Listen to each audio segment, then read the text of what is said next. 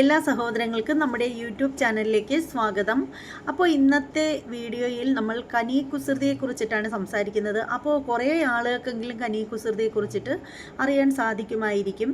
ബിരിയാണി എന്ന് പറയുന്ന ചിത്രത്തിൽ ഈ സ്ത്രീക്ക് അവാർഡൊക്കെ കിട്ടിയിട്ടുണ്ടായിരുന്നു. അപ്പോൾ അതുകൊണ്ട് തന്നെ കനി കുസൃതി അല്ലാതെ തന്നെ ഒരുപാട് ചിത്രങ്ങളിൽ ഇവർ അഭിനയിച്ചിട്ടുണ്ട്. അപ്പോൾ ചെറിയത് എന്നല്ല, വിവാദ നായിക കൂടിയാണ് ഇവർ. അപ്പോൾ എന്തായാലും നമുക്ക് കനി കുസൃതിയുടെ ഒരു ഇൻ്റർവ്യൂ ഉണ്ട്. അപ്പോൾ അതിൽ അവർ പറയുന്ന ചില കാര്യങ്ങളൊക്കെ ഉണ്ട്, അതൊന്ന് കേൾക്കാം.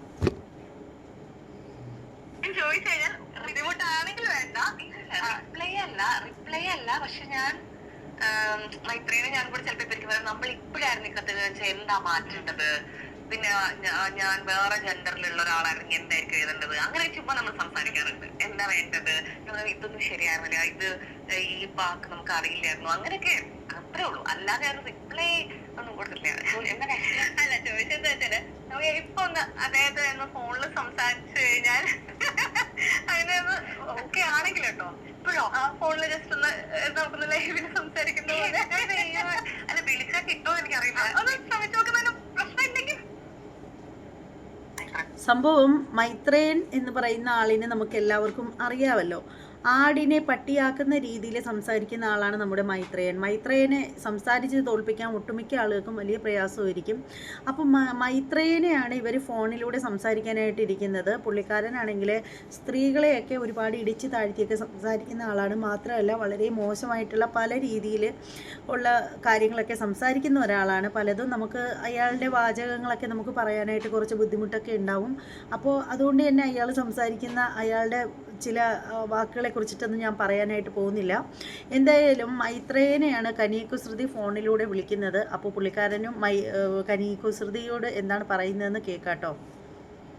ഒന്നും മനസ്സിലാവാൻ പോകുന്നില്ല. ഇവിടെ ചാനൽ ഇന്റർവ്യൂ ഒക്കെ വന്നിട്ടുണ്ട് കേട്ടോ. ഹലോ മൈത്രയാ,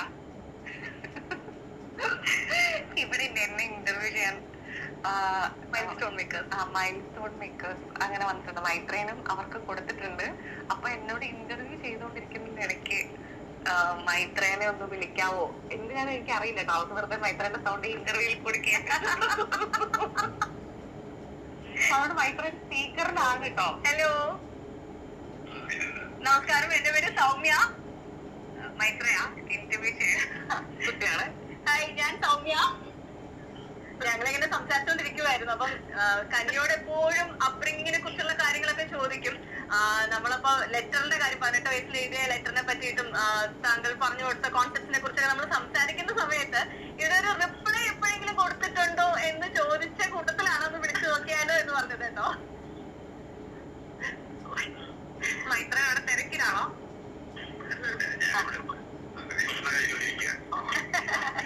അല്ല, ഇപ്പൊ റിപ്ലൈ ഒന്നും ഞാൻ തന്നില്ല. നമ്മൾ നമ്മളിങ്ങനെ ഇത് ഇപ്പോഴാണെങ്കിൽ എങ്ങനെയായിരുന്നു എഴുതിയാൽ ബെറ്റർ അങ്ങനെയൊക്കെയല്ലേ സംസാരിച്ചിട്ടുള്ളത്. നിങ്ങൾ അതെ അതെ അതെ. ഈ സാധാരണ അച്ഛന്മാര് നമ്മളെ റെസ്ട്രിക്ട് ചെയ്യുന്നു, നമ്മള് ആ ഒരു സ്വാതന്ത്ര്യത്തിന് വേണ്ടിയിട്ടുള്ളൊരു വഴക്കുകൂടലാണ് ഞങ്ങളുടെയൊക്കെ ടീനേജ് കാലം പോയിട്ടുള്ളത്. പക്ഷെ നിങ്ങൾ തമ്മില് ആ ഒരു സ്വാതന്ത്ര്യം എന്ന് പറയുന്ന ഒരു പ്രശ്നത്തിനെ പറ്റിയില്ല. പക്ഷെ നിങ്ങൾ തമ്മില് ഐഡിയോളജീസിൽ ഡിഫറൻസ് ഉണ്ടായിട്ട് ആർഗ്യുമെന്റ്സ് ഒക്കെ ഉണ്ടാവുമായിരുന്നു. എപ്പോഴുണ്ട്. അയ്യോ, അത് ഞാൻ വിശദമായിട്ട് ഞാൻ തന്നെ ഇതൊക്കെ പറഞ്ഞു കൊടുക്കാം. എന്തുവാടേ ഇത്, യക്ഷകളോ?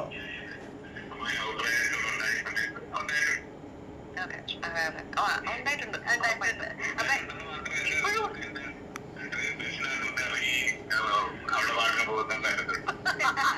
ഞാൻ നല്ലപോലെ വഴക്കിടാറുണ്ട് വൈകിട്ടോട്. വഴക്കിട്ട് ഞാൻ ഇനി കുറെ നാളത്തേക്ക് എന്നോട് മിണ്ടരുത്.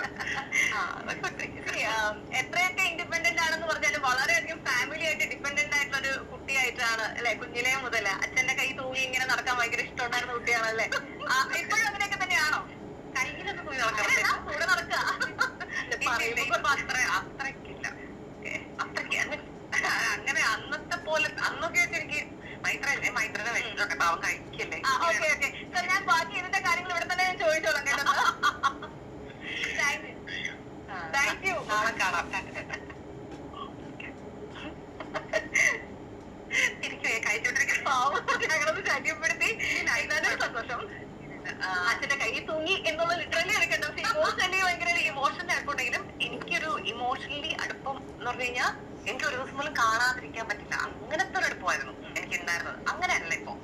അതാ ഉദ്ദേശം. അതൊന്നും അടുപ്പമുണ്ട്, ഉറപ്പായിട്ടും അടുപ്പമുണ്ട്. പക്ഷെ പണ്ട് എനിക്ക് ജെയ്സി ചേച്ചിയെ കാണാതിരുന്ന അത്രയും കുഴപ്പമില്ല. കാരണം ജെയ്സി ചേച്ചി ആടെ ജോലി ശരിക്കും എടുക്കുന്ന ആള്, വീട്ടില് ആള് പോണം, ഡോക്ടറാണ് പോകുന്നത്. അതെ, ചേച്ചിയാണ്. മൈത്രനാണ് എന്നെ നോക്കാൻ നിൽക്കുന്നതും ജെയ്സേച്ചി ജോലി എടുത്തിട്ട് നമുക്ക് ജീവിക്കാനുള്ള വരുമാനം കൊണ്ടുവരുന്നത് ജെയ്സേച്ചിയും. അങ്ങനെ തന്നെയായിരുന്നു. അപ്പം മൈത്രനോട് സ്വാഭാവികമായിട്ടും കൂടെ നിൽക്കുന്നത്. മറ്റത് കുട്ടികൾക്ക് അമ്മമാരോടുള്ള പോലെ എനിക്ക് മൈത്രനോടാണ് അത് ഉണ്ടായിട്ടുള്ളത്. പിന്നെ ജെയ്സേച്ചിയുടെ അമ്മയും ഇവര് രണ്ടുപേരുമാണ് എനിക്ക് കൂടുതൽ അടുപ്പം. ജെയ്സേച്ചി ഇങ്ങനെ ഇടയ്ക്ക് കണ്ടില്ലെങ്കിൽ എനിക്ക് വലിയ കുഴപ്പമൊന്നുമില്ല. പക്ഷെ വലുതായിട്ടാണ് ജെയ്സേച്ചിയോട് എനിക്ക് ആ കൂടുതൽ അടുപ്പം വരുന്നത്. സംസാരിച്ചിട്ടും ഒക്കെ നമുക്ക് പെൺകുട്ടികൾ അമ്മമാരോട് വേറെ റേഞ്ചിൽ നമുക്ക് വളരെ ക്ലിയർ ആയിട്ട് അവരെന്താ നമുക്ക് മനസ്സിലാവുന്നത്. എനിക്ക് ഇത്രയും അടിപൊളി ഒരു സ്ത്രീയാണുള്ളവരെന്ന് അങ്ങനെ ആ ഒരു സമയത്താണ് തോന്നുന്നത്.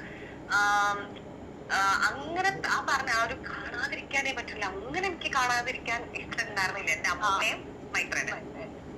അവരും ഉണ്ടായിരുന്നു, എപ്പോഴും ഉണ്ടായിരുന്നു. അതുകൊണ്ട് കാണാതിരിക്കുന്നത് എനിക്ക് അറിയില്ലായിരുന്നു. ഒരു 10 വയസ്സ് വരെ മൈത്രൻ എന്നും ഉണ്ട് വീട്ടിലെപ്പോഴും. നമുക്ക് സ്കൂളിൽ പോകുന്ന കൂടി കിട്ടുന്ന പോലെ എല്ലാ കാര്യങ്ങളും ചെയ്യാനുണ്ട്. പക്ഷെ ആ ഒരു വലുതാവുമ്പോ പൊതുവെ കുട്ടികൾക്ക് പുറത്തു പോയി പഠിക്കാനൊക്കെ ആണല്ലോ സ്കൂളിൽ നിന്ന്, വീട്ടിൽ നിന്ന് മാറി നിൽക്കാനാണല്ലോ പലപ്പോഴും കുട്ടികൾക്ക് ഇഷ്ടം. അതെ. അപ്പോ എനിക്ക് പക്ഷെ അങ്ങനെ അല്ലായിരുന്നു. കാരണം എന്റെ വീട്ടിലായിരുന്നു എല്ലാ അടിപൊളി. അത് പുറത്തു പോകുമ്പോഴാണ് എനിക്ക് റെസ്ട്രിക്ഷൻ തോന്നുന്നത്.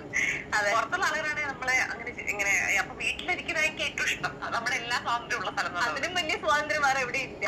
അപ്പൊ എനിക്ക് പോകണ്ട. എനിക്ക് പുറത്ത് കോളേജിലൊക്കെ കൂടെ പഠിക്കുന്ന പയ്യന്മാരൊക്കെ എന്റെ അച്ഛനേക്കാളും കൺസർവേറ്റീവ് ആണ്. എന്റെ പ്രായത്തിലുള്ള പിള്ളേരൊക്കെ മൈത്രേനേക്കാളും ഒക്കെ അങ്ങ് ഏതോ ഒരു 500 വയസ്സുള്ള അപ്പം പറയുന്ന പോലത്തെ കാര്യങ്ങളാണ് പറയുന്നത്. അപ്പൊ എനിക്ക് എന്റെ കൂടെയുള്ള ചെറുക്കന്മാരെ ഒട്ടും ഇഷ്ടമാവില്ല. നല്ലതിനാണ് പറയുന്നതൊക്കെ പറയുന്നത്.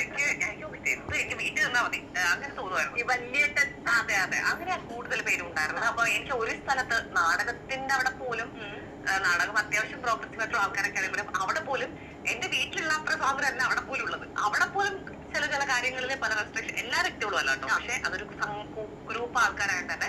ഇപ്പൊ ഈ ആർട്ടിസ്റ്റിന് ചില ആൾക്കാർ അങ്ങനെയും ചില ആൾക്കാർ ഓപ്പൺ ഒക്കെയാണ് എപ്പോഴും.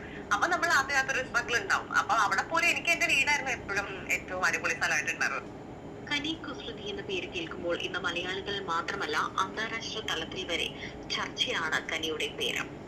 ബിരിയാണി എന്ന ചിത്രത്തിലെ അഭിനയത്തിന് കനിക്ക് കേരള സംസ്ഥാന ചലച്ചിത്ര അവാർഡുകളിൽ മികച്ച നടിക്കുള്ള അവാർഡും മോസ്കോ അന്താരാഷ്ട്ര ചലച്ചിത്രമേളയിൽ മികച്ച നടിക്കുള്ള അവാർഡും നേടിയിട്ടുണ്ട്. All We Imagine As Light, Girls Will Be Girls എന്നീ സ്വതന്ത്ര ചിത്രങ്ങളിൽ അഭിനയിച്ചിട്ടുണ്ട്. തന്റെ അച്ഛന്റെ പേര് വിളിക്കുന്നു, മൈത്രേൻ എന്ന് വിളിക്കുന്നു, അമ്മയെ ചേച്ചി എന്ന് വിളിക്കുന്ന കനി കുസൃതിയുടെ രീതി പലപ്പോഴും ചർച്ചയായിട്ടുണ്ട്. ഒരു സമയത്ത് കനി കുസൃതി വളരെയേറെ തങ്ങളുടെ ഫോട്ടോഷൂട്ടിലൂടെയും ടോപ്ലെസ് ചിത്രങ്ങളിലൂടെയും ഒക്കെ വളരെ വലിയ ചർച്ചകൾ ഉണ്ടാക്കിയിട്ടുള്ള ഒരു പെൺകുട്ടിയാണ്. ബിരിയാണി എന്ന ചിത്രത്തിലെ താരത്തിന്റെ അഭിനയം വളരെ വലിയ രീതിയിൽ ചർച്ചയായിരുന്നു. തിരുവനന്തപുരത്താണ് കനി ജനിച്ചത്. സാമൂഹിക പ്രവർത്തകയും. അല്ല, ബിരിയാണി എന്ന ചിത്രത്തിൽ ഏറെ ചർച്ച ചെയ്യപ്പെടാതിരിക്കേണ്ട കാര്യമൊന്നുമില്ല. ഈ ബിരിയാണി എന്നാണ് ചിത്രത്തിൻ്റെ പേരെങ്കിലും അത് ഏകദേശം ഒരു മോഡലിലുള്ളൊരു ചിത്രമാണത്. പിന്നീട് അതിൻ്റെ പല ഭാഗങ്ങളും കട്ട് ചെയ്ത് കളഞ്ഞാണ് ഇപ്പോൾ യൂട്യൂബിലൊക്കെ പ്രചരിക്കുന്നത്. ശരിക്കും എല്ലാവർക്കും ഇരുന്ന് കാണാൻ പറ്റാത്ത ഒരു അത്രയും എന്താ പറയുന്നത് വൃത്തിഹീനമായിട്ടുള്ള ഒരു ചിത്രമാണ് ഈ ബിരിയാണി എന്ന് പറയുന്ന ചിത്രം. അത് ഞാൻ കണ്ടിട്ടുണ്ടോ എന്ന് ചോദിച്ചാൽ ഞാൻ മുഴുവനായിട്ടൊന്നും കണ്ടിട്ടില്ല. അവിടെ അതിൻ്റെ ഭാഗങ്ങളൊക്കെ കട്ട് ചെയ്ത രീതിയിൽ കണ്ടിട്ടുണ്ട്. അപ്പോൾ എന്തായാലും അതേക്കുറിച്ചൊന്നും കൂടുതലായിട്ട് നമ്മൾ ചർച്ച ചെയ്യുന്നില്ല. അതല്ല നമ്മുടെ വിഷയം. അപ്പോൾ ഈ മൈത്രേയൻ എന്ന് പറയുന്ന ആളിൻ്റെ കാര്യം നമ്മുടെ കനി കുസൃതി പറഞ്ഞത് എല്ലാവരും കേട്ടല്ലോ.